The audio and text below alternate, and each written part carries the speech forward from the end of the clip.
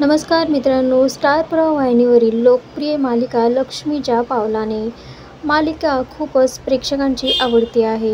तर मित्रांनो, या मालिकेमधील मुख्य अभिनेता अक्षर कोठारी म्हणजेच अद्वैत चांदेकर ह्याने लग्न सोहळा संपन्न केला आहे.